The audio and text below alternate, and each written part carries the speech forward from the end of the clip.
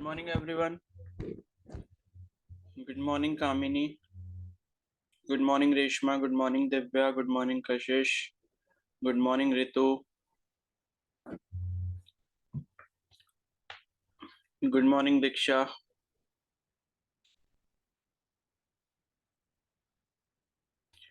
Good morning, Akhila.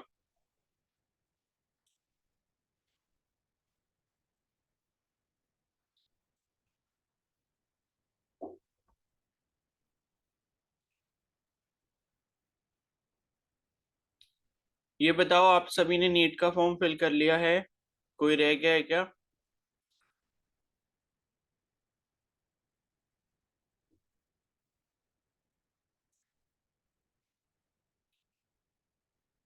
बोलो। NEET का form सभी ने फिल कर लिया? Yes sir.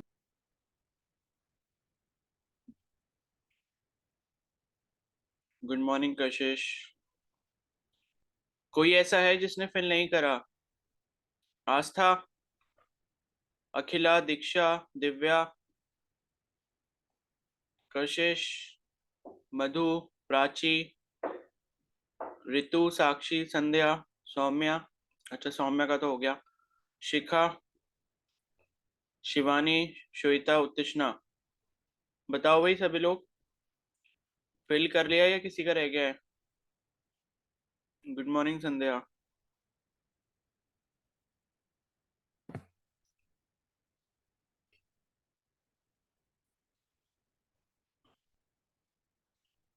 भाई देखो, आपके पास 3 दिन का टाइम रह गया है। जिसको फिल करना है कर लो टाइम से। ठीक है, या किसी को कोई हेल्प चाहिए तो मेरे से ले लो। मैंने कल भी फिल करा है एक दो लोगों का। तो किसी को कोई भी हेल्प चाहिए तो मेरे को पूछ लो, ठीक है? और नीट का फॉर्म फिल करना इसलिए जरूरी है क्योंकि आप सभी लोग मेडिकल बैकग्राउंड से हो, ठीक है ना? तो अभी क्या होता है कि इस साल मान लो अगर कुछ कॉलेजेस और बढ़ जाते हैं जहां पर नीट के थ्रू एडमिशन हो रहा होगा, और मान लो अगर आपने नीट दिया ही नहीं है तो फिर वो तो अपॉर्चुनिटी आपके हाथ से चली जाएगी ना। इसलिए नीट का एग्जाम देना मेरे अकॉर्डिंग जरूरी है। ठीक है। वैसे आपको नहीं देना तो फिर वो आपकी इच्छा है। बट ये है कि अगर आप फॉर्म फिल कर सकते हो, फी पे करने में कोई प्रॉब्लम नहीं है, ऐसी कोई फाइनेंशियल ऐसी कोई प्रॉब्लम नहीं है, तो जरूर कर लेना, ठीक है? तो 3 दिन का टाइम और रह गया है बस। आज 5 तारीख हो गई, मतलब वैसे तो 9 लास्ट डेट है। लेकिन लास्ट डे पे तो आपको पता ही है फॉर्म कभी फिल करना नहीं चाहिए, बहुत रिस्की होता है। क्योंकि सर्वर डाउन रहता है मोस्ट प्रोबेबली वेबसाइट का। ठीक है।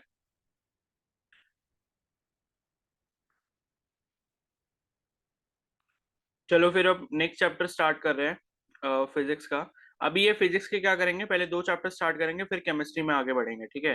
तो केमिस्ट्री में अभी जहाँ है वहीं रहो। और आज टेस्ट है शाम को। कल मैंने इन्फॉर्म कर दिया था, थर्मल प्रॉपर्टीज ऑफ मैटर और थर्मोडायनेमिक्स दोनों चैप्टर का एक साथ है। ठीक है। और कल क्लास भी नहीं हुई थी तो आपको रिवीजन का टाइम मिल गया होगा, तो अब ये कोई मत कहना कि रिवीजन नहीं कर पाए। ओके। तो अब जो चैप्टर का नाम है वो है आपका 11th क्लास का जो सेकंड लास्ट चैप्टर है, ऑसिलेशन, जिसे हम एसएचएम भी कहते हैं, यानी कि सिंपल हार्मोनिक मोशन। ठीक है। तो उसके बारे में हम लोग यहाँ पर अब डिस्कस करेंगे। ये थोड़ा सा, ये भी बड़ा सा चैप्टर है, तो इसलिए इसमें भी थोड़ा सा भी टाइम लगेगा। और भाई जो रेगुलर नहीं आ रहे वो रेगुलर आओ प्लीज। ठीक है। तो एसएचएम, या फिर हम इसको क्या बोलते हैं, इसका फुल फॉर्म जो होता है सिंपल हार्मोनिक मोशन होता है।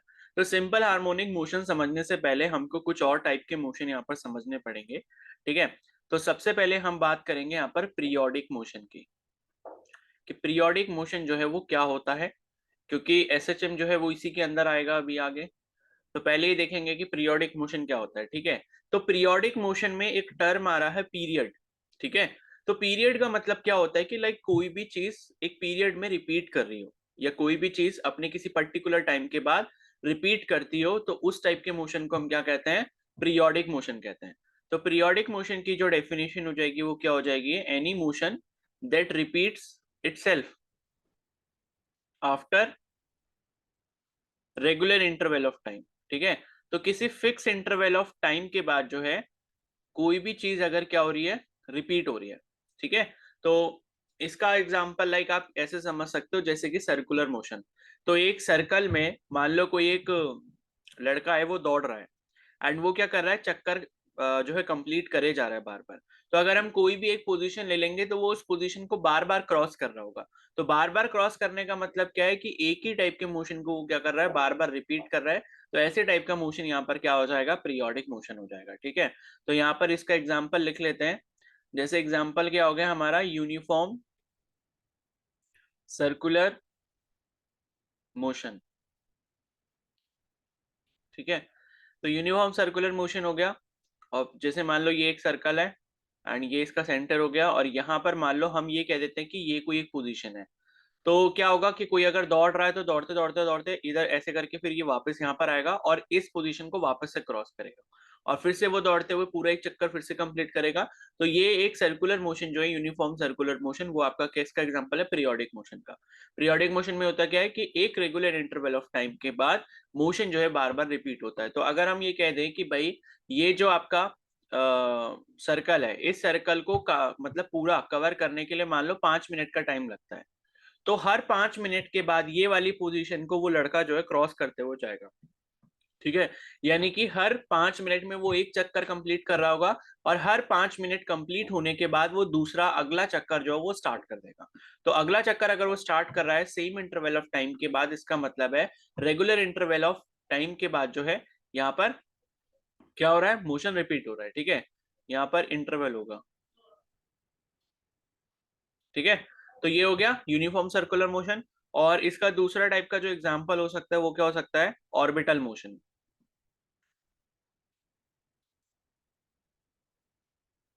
ठीक है, तो ऑर्बिटल मोशन का मतलब क्या हुआ, जो कि आपके ऑर्बिट्स में प्लैनेट्स का मोशन होता है। ठीक है, तो अगर सपोज यहाँ पर ये भी एक सर्कल की तरह ही हो गया, और यहाँ पर अगर मान लो हमारे पास बीच में क्या है, सन है, और सन के चारों तरफ आपको पता है कि प्लैनेट जो है वो क्या कर रहे होते हैं, रिवॉल्व कर रहे होते हैं।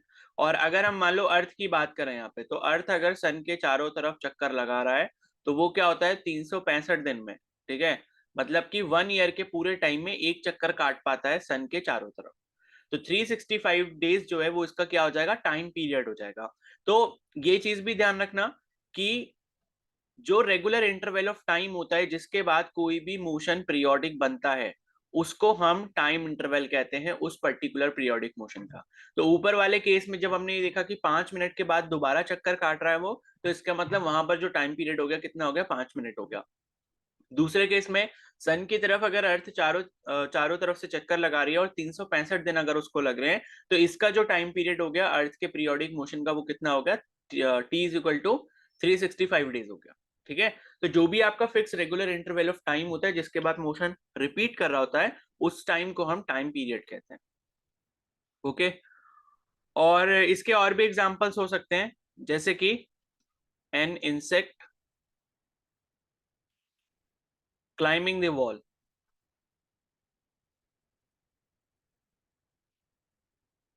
ठीक है, एंड फॉलिंग डाउन। तो देखो एक कीड़े का एग्जाम्पल है या एक चींटी का एग्जाम्पल आप ले लो। ठीक है, तो एक चींटी क्या होती है, बार बार ऊपर चढ़ रही है और उसके बाद बार बार नीचे गिर रही है, फिर ऊपर चढ़ रही है, फिर नीचे गिर रही है। तो इस तरीके से अगर हम ये एक ग्राफ के थ्रू समझाना चाहें तो वो ग्राफ के थ्रू हम ऐसे समझा सकते हैं। ठीक है, ये आपका मान लो डिस्प्लेसमेंट है यहाँ पे। ओके, एंड इसके बाद क्या हुआ, कोई एक चींटी है वो इस तरीके से चढ़ी, और चढ़ने के बाद क्या हुआ, वापस नीचे गिर गई। उसके बाद क्या हुआ, वापस से चढ़ी, और फिर क्या हुआ, नीचे गिर गई। उसके बाद क्या हुआ, वापस से चढ़ी, और वापस चढ़ने के बाद वापस से फिर नीचे गिर गई। तो यहाँ पर भी क्या हो रहा है, एक पर्टिकुलर टाइम के बाद आपका जो मोशन है वो रिपीट हो रहा है। तो यहाँ पर जो टाइम पीरियड होगा वो यहाँ से लेके यहाँ तक जो हो जाएगा, क्योंकि इस टाइम पीरियड में एक जो रिवोल्यूशन है या जो एक चक्कर है चींटी का या कीड़े का वो कंप्लीट हो गया। यानी कि वो चढ़ता है फिर गिरता है, तो एक ये पूरा प्रोसेस कंप्लीट हो गया। तो एक पूरा प्रोसेस कंप्लीट होने में जो टाइम लग रहा है उसी को हम टाइम पीरियड कहेंगे। फिर उसके बाद वापस से क्या हुआ, ऊपर चढ़ा फिर नीचे गिरा, तो उसमें कितना टाइम लगेगा, टी टाइम लगेगा। फिर क्या हुआ, ऊपर चढ़ा कीड़ा, फिर वापस नीचे गिरा, तो इसमें भी टी टाइम लगा। तो regular fix interval of time आपको कितना दिख रहा है, टी दिख रहा है, और टी टाइम में क्या हो रहा है, वही चीज बार बार क्या हो रही है, रिपीट हो रही है। तो ऐसे टाइप के मोशन को हम क्या कहेंगे, पीरियोडिक मोशन कहेंगे। ठीक है, और भी एग्जाम्पल इसके हो सकते हैं। नेक्स्ट एग्जाम्पल अगर हम लें यहाँ पर, तो एक मोशन ऑफ बाउंसिंग बॉल ले सकते हैं। ठीक है,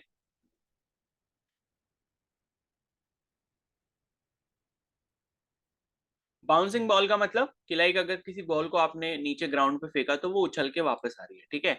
तो मोशन ऑफ बाउंसिंग बॉल आप समझ सकते हो। तो इसको भी लाइक अगर मैं यहाँ पर एक ग्राफ से ड्रॉ करने की कोशिश करूँ तो ऐसे हो सकता है कि आपने एक बॉल को दीवार पे मारा, वो दीवार पे टकराने के बाद नीचे ग्राउंड पे टकराई, ठीक है। तो ये आपकी वॉल है और ये आपका ग्राउंड है।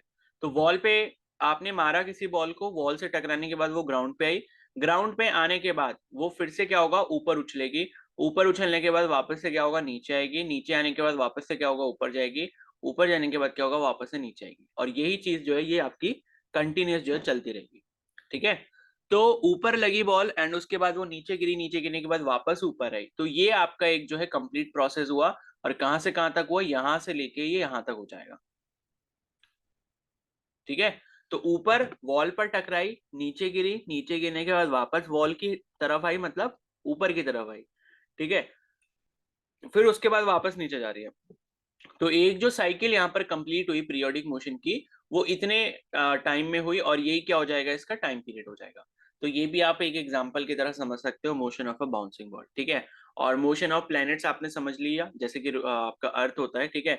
और एक और एग्जांपल उसमें हो सकता है, जैसे अभी तो हमने देखा कि अर्थ जो है चारों तरफ चक्कर लगाती है सन की तरफ, लेकिन आपको पता है कि अर्थ जो है अपने खुद के एक्सिस पर रोटेट भी करती है, ठीक है।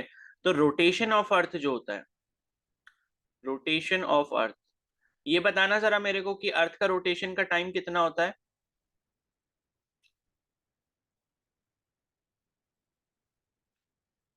बोलो। अर्थ जो अपने एक्सिस पर रोटेट कर रही होती है तो इसको कितना टाइम लगता है एक चक्कर काटने में। 24 आवर्स, 24। ठीक है। तो 24 घंटे का समय जो है लगता है अपने एक्सिस पर रोटेट होने के लिए। और यही क्या होता है इसका। वैष्णवी क्या कर रहे हो, 365 डेज क्यों बता रहे हो भाई। और किसने बताया, वन डे अखिला ने बताया। भाई एक वन डे तो ठीक है, ये 365 डेज क्या होता है। 24 आवर्स लगते हैं, ठीक है। 24 घंटे लगते हैं अपने एक्सिस पर रोटेट करने के लिए। तो देखो एक्सिस पर जब रोटेट कर रहा है और 24 घंटे के बाद वापस वही पोजीशन पे आ जाएगा और फिर से स्टार्ट करेगा, फिर 24 घंटे के बाद रोटेट करके वापस वहीं पर आ जाएगा। तो ये भी क्या आपका एग्जाम्पल हो गया, पीरियोडिक मोशन का हो गया। क्योंकि एक फिक्स इंटरवल ऑफ टाइम के बाद मोशन क्या हो रहा है, अपने आप को रिपीट कर रहा है, ठीक है। और इसमें एक सबसे इंपॉर्टेंट एग्जाम्पल जिसको हम आगे जाके डिटेल में भी समझते हैं, वो है आपका मोशन ऑफ अ पेंडुलम, ठीक है। तो पेंडुलम सबने कभी ना कभी तो देखा ही होगा, पहले घड़ी में आता था ये। अगर किसी के शहर में घंटा घर है तो वहां पर भी कई बार लगा होता है ये,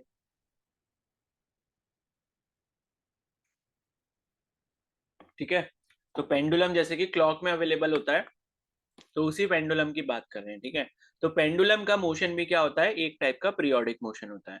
तो अगर मैं यहाँ पर एक पेंडुलम आपको शो करना चाहूँ, तो सपोज हमारा पेंडुलम कुछ इस तरीके का है। यहाँ पर हमने कुछ मास को हैंग किया हुआ है किसी थ्रेड से या किसी स्ट्रिंग से। और ये क्या है इसकी, यहाँ पर ये इसकी मीन पोजीशन है, ठीक है। तो क्या होगा, ये पेंडुलम इधर को जाएगा, इधर को जाने के बाद वापस से क्या होगा, इधर की तरफ आएगा। तो मान लो अगर इसने ये वाले आई पॉइंट से स्टार्ट किया, आई पॉइंट से स्टार्ट करने के बाद मान लो ये एफ पॉइंट है, फाइनल पॉइंट, तो आई से एफ जाता है और एफ से क्या होता है, वापस आई पर आता है। तो इसने क्या करा, एक पूरा चक्कर खत्म कर दिया। देखो एक चक्कर खत्म करने का मतलब क्या है, या एक रिवोल्यूशन खत्म होने का मतलब क्या है, कि जहां से मोशन स्टार्ट हुआ है वहीं पर वापस जब आ जाएगी वो चीज, तो इसका मतलब है कि आपने एक रिवोल्यूशन कंप्लीट कर लिया, ठीक है। और उसके बाद फिर वापस से वही सेम चीज अगर वहां से रिपीट होती है, यानी कि इनिशियल से फाइनल पे आया, फाइनल से वापस इनिशियल गया, कितना चक्कर कंप्लीट हुआ, एक चक्कर कंप्लीट हुआ। उसके बाद फिर से क्या हुआ, इनिशियल से फाइनल गया और फिर फाइनल से इनिशियल आया, तब आपका दूसरा चक्कर कंप्लीट होगा। तो यहाँ पर मैं अगर इसको ऐसे लिखूं कि इनिशियल से फाइनल गया, फाइनल से फिर इनिशियल आया, तो यहाँ पर हमारा क्या कंप्लीट हो रहा है, वन रिवोल्यूशन कंप्लीट हो रहा है, ठीक है। वन रिवोल्यूशन किसका, पेंडुलम का कंप्लीट हो रहा है। और इसमें जो टाइम लगेगा उसी को हम T equal to time period इसका कहेंगे, ठीक है। तो पेंडुलम का टाइम पीरियड क्या हो गया, जिसमें वो एक पूरा चक्कर जहां से वो स्टार्ट कर रहा है उसके बाद मोशन करके वापस उसी पोजीशन पर आ जाएगा, तो उसी को हम क्या बोलेंगे, उसका टाइम पीरियड बोलेंगे, ठीक है। तो ये जो मोशन है आपका क्या हो गया, पीरियोडिक मोशन हो गया। तो अब ये बताओ, पीरियोडिक मोशन सभी को समझ आ गया। Yes sir. Yes yes sir. Yes.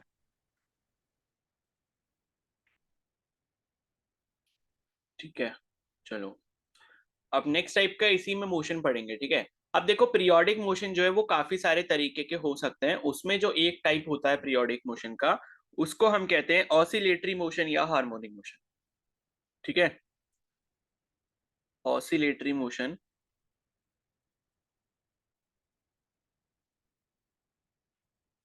या हार्मोनिक मोशन।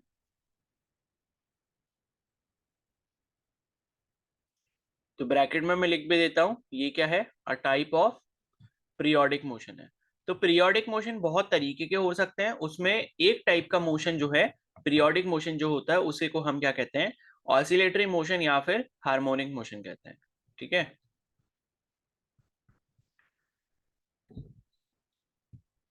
तो इसका मतलब क्या है, ऑसिलेटरी मोशन का मतलब क्या है कि जब आपका पीरियोडिक मोशन कुछ इस तरीके का हो कि वहां पर क्या हो रहा हो, जो पार्टिकल है जिसके थ्रू ऑसिलेटरी मोशन किया जा रहा है या एक टाइप का पीरियोडिक मोशन किया जा रहा है, तो वो अपने पर्टिकुलर किसी मीन पोजीशन के आगे पीछे घूमता रहे। ठीक है, या बैक एंड फोर्थ घूमता रहे या टू एंड फ्रो मोशन करता रहे एक पर्टिकुलर मीन पोजीशन के आसपास, तो उसी टाइप के मोशन को हम क्या कहेंगे, ऑसिलेटरी मोशन कहेंगे। ठीक है, तो इसकी जो डेफिनेशन है वो डेफिनेशन क्या हो जाएगी कि टू एंड फ्रो, ठीक है, टू एंड फ्रो बोल सकते हो या फिर बैक एंड फोर्थ बोल सकते हो, आगे पीछे। ठीक है, या फिर आप ये भी बोल सकते हो अप एंड डाउन, मतलब ऊपर नीचे।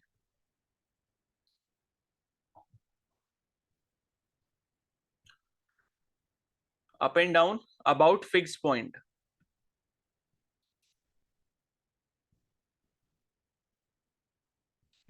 After regular interval of time.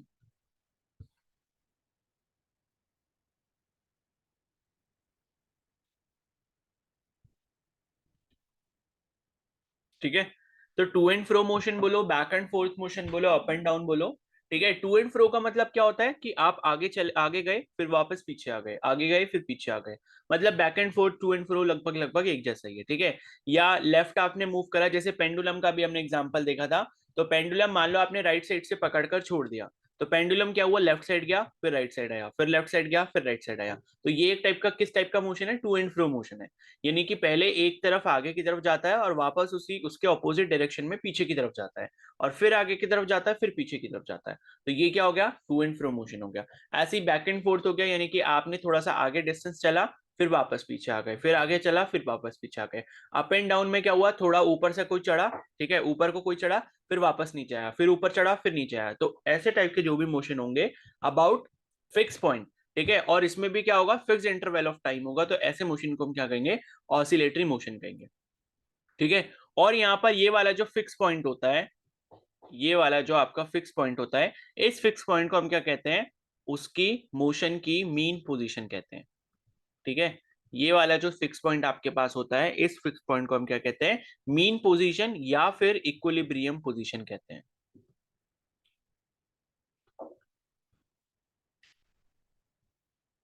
ठीक है, अब इसका एग्जाम्पल क्या है, एग्जाम्पल आपका है यहाँ पर पेंडुलम वाला सिस्टम। ठीक है, तो example, motion of a pendulum.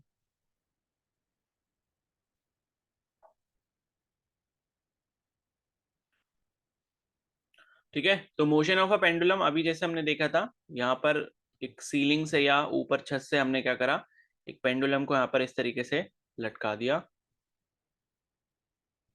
ठीक है, ये इसका बॉब हो गया, इसे बॉब बोलते हैं जो मास हम लटकाते हैं इसमें। और यहाँ पर क्या होगा, इस पर्टिकुलर पॉइंट पे क्या हो जाएगी, इसकी मीन पोजीशन हो जाएगी। तो ये पार्टिकल अगर हमने यहाँ से छोड़ा, ठीक है, हम इसको क्या है खींचते हुए इधर की तरफ लाए थे, तो और जब जैसे ही हम इसको छोड़ देंगे, वैसे ही छोड़ने के बाद क्या होगा, ये इधर की तरफ जाएगा। ठीक है, इधर की तरफ जाएगा, तो इसकी फिर पोजीशन यहाँ पर किस तरीके की हो जाएगी, इस तरीके की हो जाएगी। ठीक है, और उसके बाद जब ये यहाँ पर पहुंच जाएगा, यहाँ से पहुंचने के बाद क्या होगा, फिर इसमें फोर्स किधर लगेगा, इधर की तरफ लगेगा, इधर की तरफ लगेगा, वापस क्या होगा, राइट हैंड साइड में जाएगा। तो ये क्या हो रहा है, एक टाइप का टू एंड फ्रो मोशन हो रहा है about a fix position, that is called mean position. तो यहाँ पर मीन पोजीशन कौन सी हो जाएगी, ये वाली हो जाएगी मीन पोजीशन। ठीक है, तो ये एक मीन पोजीशन है, एंड इस मीन पोजीशन के around two and fro motion अगर हो रहा है तो ऐसे टाइप के मोशन को हम क्या कहेंगे, हार्मोनिक मोशन या फिर ऑसिलेटरी मोशन कहेंगे। ठीक है। अब अगर हम पीरियोडिक मोशन की बात करें तो क्या ये एक पीरियोडिक मोशन है? तो हाँ, ये 100% एक पीरियोडिक मोशन है, क्योंकि पीरियोडिक मोशन की डेफिनेशन के अकॉर्डिंग सिर्फ इतना हमें पता होना चाहिए कि भाई अगर कोई भी मोशन जो है रेगुलर इंटरवल ऑफ टाइम के बाद अपने आप को रिपीट कर रहा है तो वो क्या होगा, पीरियोडिक मोशन होगा। तो यहाँ पर भी आप देख सकते हो एक रेगुलर इंटरवल ऑफ टाइम के बाद यहाँ पर पेंडुलम जो है क्या कर रहा है, अपने मोशन को बार बार रिपीट कर रहा है। और अगर हम स्पेसिफिकली बोल रहे हैं कि भाई ये एक हार्मोनिक मोशन है, तो हार्मोनिक मोशन को अगर हमने डिफरेंशिएट करना है किससे, आपके पीरियोडिक मोशन से, तो बस यहाँ पर एक टर्म अलग से आ जाता है जो कि है मीन पोजीशन। यानी कि मीन पोजीशन के टू एंड फ्रो जब मोशन होगा तो वो आपका हार्मोनिक मोशन बन जाएगा। अगर मीन पोजीशन का कोई भी जिक्र नहीं हो रहा है डेफिनेशन में, तो इसका मतलब वो क्या है, एक टाइप का पीरियोडिक मोशन है। और दोनों में कॉमन चीज क्या रहेगी कि रेगुलर इंटरवल ऑफ टाइम के बाद अपने आप को क्या करेंगे, दोनों रिपीट करेंगे। ठीक है। तो हार्मोनिक मोशन हो या फिर ये आपका ऑसिलेटरी मोशन हो, इसमें बस डिफरेंस ये आ जाता है कि एक मीन पोजीशन को यहाँ पर हमने कंसीडर करना होता है। ठीक है। अब दूसरा यहाँ पर एक और एग्जांपल यहाँ पर समझ सकते हैं, जो कि है मोशन ऑफ स्प्रिंग। ठीक है, मोशन ऑफ स्प्रिंग। तो मोशन ऑफ स्प्रिंग को आप कैसे समझ सकते हो, जैसे मान लो ये ऊपर कोई सीलिंग है, एंड इस सीलिंग से मैंने क्या करा, यहाँ पर कोई एक स्प्रिंग लगा दिया, और इस स्प्रिंग के नीचे मैंने यहाँ पर क्या लगा दिया, कोई एक मास लटका दिया। तो जैसे ही आप यहाँ पर मास को लटकाओगे तो क्या होगा, ये मास क्या है, नीचे की तरफ जाएगा। नीचे की तरफ जाने के बाद क्या होगा, जब ये पूरा नीचे को स्ट्रेच हो जाएगा तो ये अपना क्या करेगा, स्प्रिंग अपने आप को वापस से कंप्रेस करने की कोशिश करेगा। फिर उसके बाद क्या होगा, यहाँ पर ये जो मास है वो इस स्प्रिंग को ऊपर की तरफ दबाने की कोशिश करेगा। ठीक है। तो जब आप इसमें मास लटकाओगे तो मास आपका पहले यहाँ पहुंचेगा, यहां पहुंचने के बाद फिर क्या होगा, इस पर ऊपर की तरफ फोर्स लगेगा, ऊपर की तरफ फोर्स लगने के बाद ये मास आपका कहीं ना कहीं यहां चला जाएगा। ठीक है। तो हम ये कह सकते हैं कि ये वाली जो इसकी पोजीशन हो गई, कौन सी पोजीशन हो गई, ये इसकी मीन पोजीशन हो गई। तो मीन पोजीशन के अराउंड ये जो पार्टिकल है या जो ये मास है, वो अपना मोशन कैसा कर रहा है, अप एंड डाउन मोशन कर रहा है। ठीक है। तो अप एंड डाउन मोशन यहाँ पर जो हो रहा है मीन पोजीशन के अबाउट जो होगा, तो ये भी क्या हो गया, एक एग्जाम्पल हो गया आपका हार्मोनिक मोशन या फिर ऑसिलेटरी मोशन का। ठीक है। तो ये आपके दो एग्जाम्पल्स है जिससे आप समझ सकते हो किसी भी ऑसिलेटरी मोशन या फिर हार्मोनिक मोशन को। ठीक है। अब इसके कुछ कैरेक्टरिस्टिक्स हैं कि हार्मोनिक मोशन के क्या क्या कैरेक्टरिस्टिक्स होते हैं। तो यहाँ पर मैं कैरेक्टरिस्टिक्स लिख देता हूं, मतलब जो पीरियोडिक मोशन है और हार्मोनिक मोशन है। तो पहला इसमें है कि ऑल ऑसिलेटरी या हार्मोनिक मोशन। ठीक है, जो ऊपर अभी हमने पढ़ा वो ऑसिलेटरी या फिर हार्मोनिक मोशन है। ऑसिलेटरी बोलो या हार्मोनिक बोलो सेम चीज है। With no loss of energy, यानी कि यहाँ पर एनर्जी में कोई भी लॉस नहीं होना चाहिए, पार्टिकल की जितनी एनर्जी वो एनर्जी उतनी की उतनी रहे। ठीक है। तो उस पर्टिकुलर केस में जितने भी आपके ऑसिलेटरी या फिर हार्मोनिक मोशन होते हैं सारे के सारे क्या होंगे, पीरियोडिक होंगे। ठीक है। तो यहां पर आपको ध्यान के रखना है कि सारे के सारे और सब कैसे होंगे, पीरियोडिक होंगे। और सारे के सारे कौन से वाले, ऑसिलेटरी या हार्मोनिक मोशन, लेकिन एनर्जी का लॉस यहाँ पर उसमें नहीं होना चाहिए। तो ये कंडीशन एक हमारी पहले से सोची हुई रहती है कि भाई कंडीशन ये है कि भाई कोई भी एनर्जी का लॉस नहीं हो रहा। तो ऐसे केस में हम ये मान सकते हैं कि जितने भी टाइप के ऑसिलेटरी या फिर हार्मोनिक मोशन होंगे वो सारे के सारे कैसे होंगे, पीरियोडिक होंगे। ठीक है। तो एक ये कैरेक्टरिस्टिक हो गया। दूसरा वाला कैरेक्टरिस्टिक क्या है कि all periodic motion are not oscillatory. यानी कि अगर हम सारे पीरियोडिक मोशन की बात करें तो सारे पीरियोडिक मोशन जो है वो ऑसिलेटरी नहीं होते। जैसे अगर आप यहाँ पर आपने क्या देखा था कि एक सर्कुलर मोशन जो है वो किसका एग्जांपल होता है, पीरियोडिक मोशन का एग्जांपल होता है। ठीक है। तो सर्कुलर मोशन में मान लो हम ये कह रहे थे कि भाई ये कोई एक, अगर हमने फिक्स पॉइंट मान लिया तो एक फिक्स पॉइंट के अराउंड क्या हो रहा है, अगर कोई एक लड़का जो है वो चक्कर लगा रहा है इस तरीके से, और मान लो कि 5 मिनट इसको पूरा एक चक्कर खत्म करने में लगते हैं, और 5 मिनट बाद क्या है वापस यहाँ पर पहुंच जाता है, उसके बाद वापस से 5 मिनट में फिर दूसरा चक्कर लगाता है। लेकिन आप यहाँ पर देख रहे हो कि ये जो मोशन है, ये मोशन ना तो टू एंड फ्रो है, ना तो बैक एंड फोर्थ है, ना ही अप एंड डाउन है। ठीक है। तो अगर इन तीनों में से कोई भी टाइप का मोशन नहीं है तो ये क्या होगा, ऑसिलेटरी मोशन नहीं होगा। क्योंकि जब टू एंड फ्रो नहीं है, जब बैक एंड फोर्थ नहीं है, जब अप एंड डाउन नहीं है, तो इसका मतलब है यहाँ पर कोई भी मीन पोजीशन नहीं है। ठीक है, ये जो अगर हमने पॉइंट अगर ले भी लिया तो ये कोई मीन पोजीशन नहीं है, क्योंकि 5 मिनट के बाद वो यहाँ आएगा वापस से, इसके बाद 5 मिनट में एक और चक्कर लगाएगा, तो ये मीन पोजीशन नहीं है। मीन पोजीशन का मतलब क्या होता है कि जिस डायरेक्शन में मीन पोजीशन को क्रॉस करके कोई पार्टिकल जा रहा है, वापस उसको उसी डायरेक्शन में, उसके ऑपोजिट डायरेक्शन में आना पड़ेगा उस मीन पोजीशन को वापस से क्रॉस करने के लिए, जैसे कि पेंडुलम के एग्जांपल में देखा या स्प्रिंग के एग्जांपल में हमने देखा। ठीक है, तो इस वजह से क्या है, ये जो आपका यूनिफॉर्म सर्कुलर मोशन है, ठीक है, यूनिफॉर्म सर्कुलर मोशन जो है वो आपका क्या होगा, यहाँ पर ऑसिलेटरी मोशन या हार्मोनिक मोशन नहीं होगा। ठीक है, तो ये जो है आपको यहाँ पर ध्यान रखना है। तो सारे के सारे ऑसिलेटरी या हार्मोनिक मोशन जो है वो आपके पीरियोडिक होते हैं, लेकिन सारे पीरियोडिक मोशन ऑसिलेटरी नहीं होते हैं। ये यहाँ पर जो है सबसे बड़ा डिफरेंस है जो आपको ध्यान रखना है। ठीक है, आ गया समझ में ये? सर एक बार फिर से। यस बोलो क्या। सर ये वाला पॉइंट नहीं आया। अरे ये देखो ना, यूनिफॉर्म सर्कुलर मोशन है, तो आप यहाँ पर ये देख रहे हो कि भाई यूनिफॉर्म सर्कुलर मोशन में आपको कोई भी मीन पोजीशन नहीं दिख रही। देखो मीन पोजीशन का मतलब क्या है कि जिसको क्रॉस करके आप किसी एक फॉरवर्ड डायरेक्शन में जा रहे हो, और फॉरवर्ड डायरेक्शन में जाने के बाद आपको वापस बैकवर्ड डायरेक्शन में आना पड़ेगा, सो दैट की मीन पोजीशन को आप एक बार और टच कर पाओ। ठीक है, जैसे कि पेंडुलम के एग्जांपल में देखा, तो पेंडुलम का जो बॉब है या जो पेंडुलम का जो मास है वो एक बार आगे की तरफ गया। ठीक है, तो ये जो पेंडुलम था ये मान लो इधर आगे की तरफ गया। अब इसको इसकी ये इसकी कौन सी डायरेक्शन हो गई, फॉरवर्ड डायरेक्शन हो गई। अब इसको क्या है, इधर बैकवर्ड डायरेक्शन में आना पड़ेगा, सो दैट कि इस मीन पोजीशन को ये वापस से क्या कर पाए, क्रॉस कर पाए। तो जब आप एक पर्टिकुलर डायरेक्शन में जा रहे हो तो 100% ये मैंडेटरी कंडीशन होगी कि आपको उसके ऑपोजिट डायरेक्शन में आकर ही उस मीन पोजीशन को वापस से क्रॉस करना पड़ेगा। और अगर ऐसा नहीं हो रहा तो इसका मतलब है वो ऑसिलेटरी मोशन नहीं है। तो ऐसे ही आपने स्प्रिंग वाले केस में भी देखा, ये मास आपने लटकाया था, तो ये मास जब आप लटकाओगे तो ये जो पार्टिकल मास है, ये जो पार्टिकल है मास का, ये नीचे की तरफ जाएगा। अब नीचे की तरफ मान लो क्या ये डायरेक्शन हो गई, डाउनवर्ड डायरेक्शन हो गई।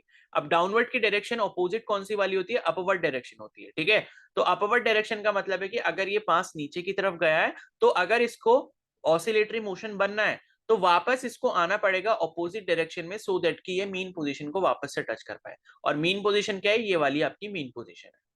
तो ये है कि जिस डायरेक्शन में पार्टिकल मूव कर रहा है उधर चला गया, उधर जाने के बाद मीन पोजीशन को उसने वापस से आके टच करना होगा, लेकिन कंडीशन ये है कि मोशन का जो डायरेक्शन है वो रिवर्स हो जाना चाहिए। अगर ऐसा नहीं हो रहा तो वो ऑसिलेटरी मोशन नहीं हो सकता, लेकिन पीरियोडिक वो हो सकता है।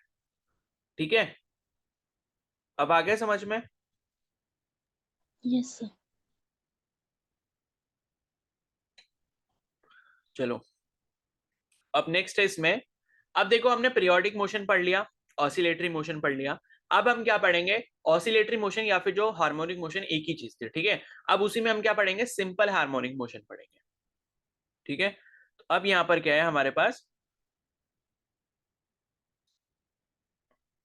सिंपल हार्मोनिक मोशन, इसी को हम शॉर्ट में क्या बोलते हैं, एसएचएम बोलते हैं। ठीक है, तो देखो अभी तक हमने क्या क्या पढ़ा। सबसे पहले हमने पीरियोडिक मोशन की बात करी। तो हमने देखा कि पीरियोडिक मोशन जो भी होते हैं उसी में से एक जो मोशन होता है, एक जो टाइप का मोशन होता है, वो आपका क्या होता है, हार्मोनिक मोशन होता है। और इसी हार्मोनिक को या फिर हम ऑसिलेटरी मोशन भी बोलते हैं। ठीक है, अब क्या है, हार्मोनिक मोशन या ऑसिलेटरी मोशन भी बहुत सारे टाइप के हो सकते हैं, लेकिन उसमें जो सबसे सिंपल वाला होता है उसी को हम क्या कहते हैं, सिंपल हार्मोनिक मोशन कहते हैं।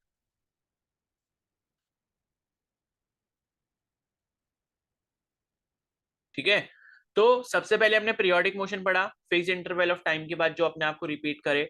उसके अंदर एक कैटेगरी आई हार्मोनिक मोशन की, जिसमें हमने पढ़ा कि भाई मीन पोजीशन होना जरूरी है जिसके around two and fro, back and fourth या अप एंड डाउन मोशन हो। उसके बाद क्या है, हार्मोनिक मोशन का ही एक टाइप होता है, एक टाइप क्या, जो कि ऐसा हार्मोनिक मोशन हो जो सबसे ज्यादा सिंपल आपको दिखाई दे, जो सबसे ज्यादा सिंपल नेचर का हो, उसी को हम क्या कहते हैं, सिंपल उसी को हम क्या कहते हैं, सिंपल हार्मोनिक मोशन कहते हैं। ठीक है, अब देखो यहाँ पर कंडीशन क्या है सिंपल हार्मोनिक मोशन के लिए। तो एक कंडीशन होती है, कंडीशन एक ऐसी कंडीशन होती है जो हमेशा सेटिस्फाई होनी चाहिए किसी भी मोशन को हार्मोनिक बनाने के लिए, ठीक है।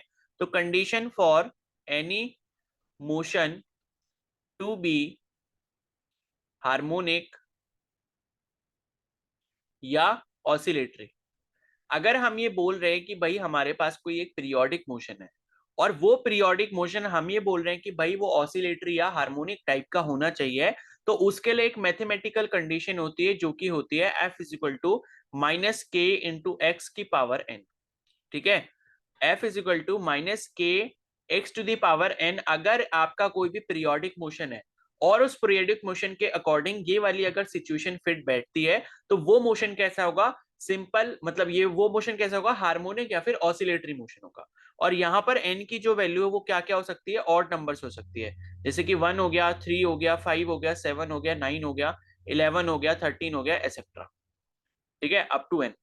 तो n की जो वैल्यू आपको दिख रही है f is equal to minus के x to the power n, n यहाँ पर कोई भी ऑड नंबर की वैल्यू ले सकता है, ठीक है। तो अगर ये वाली कंडीशन आपकी सेटिस्फाई होती है तो इसका मतलब है जो पीरियोडिक मोशन आप ले रहे हो वो एक टाइप का क्या है, हार्मोनिक या फिर ऑसिलेटरी मोशन है।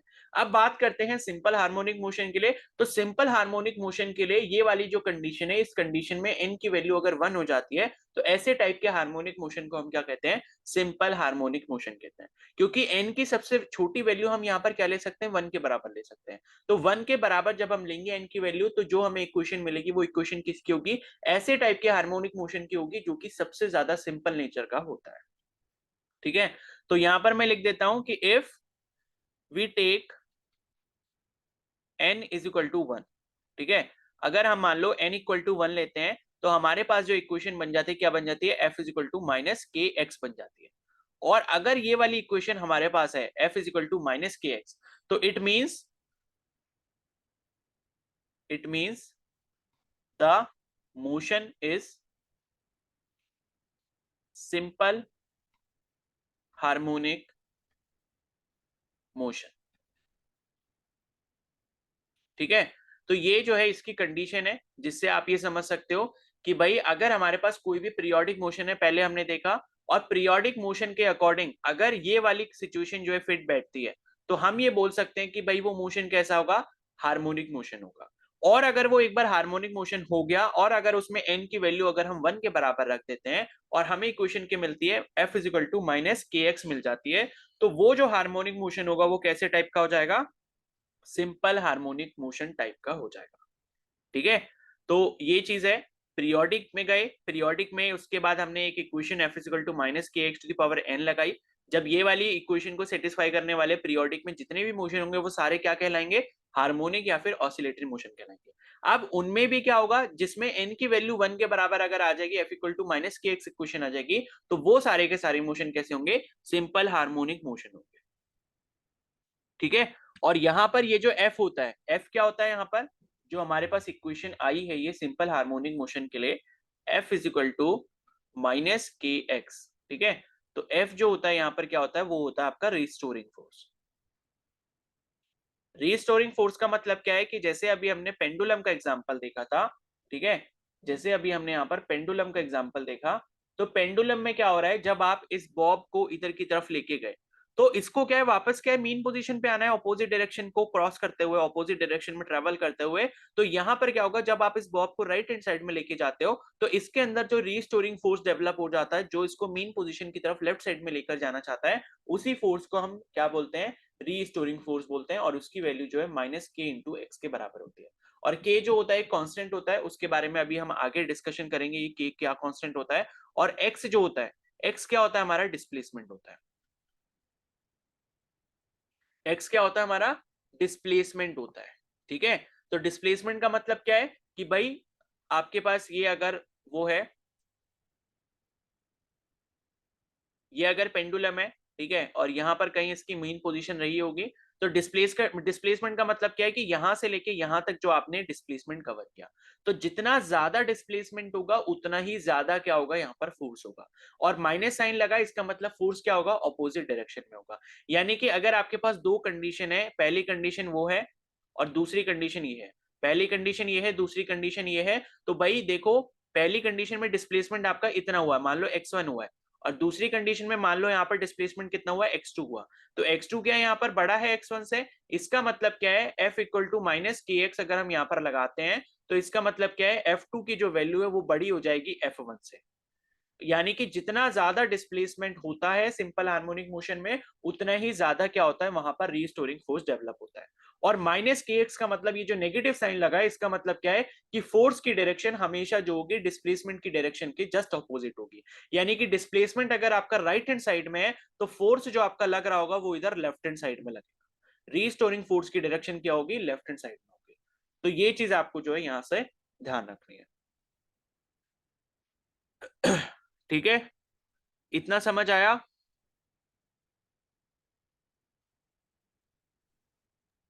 यस बताओ भाई, सभी को समझ आ गया इतना? किसी को कोई डाउट है?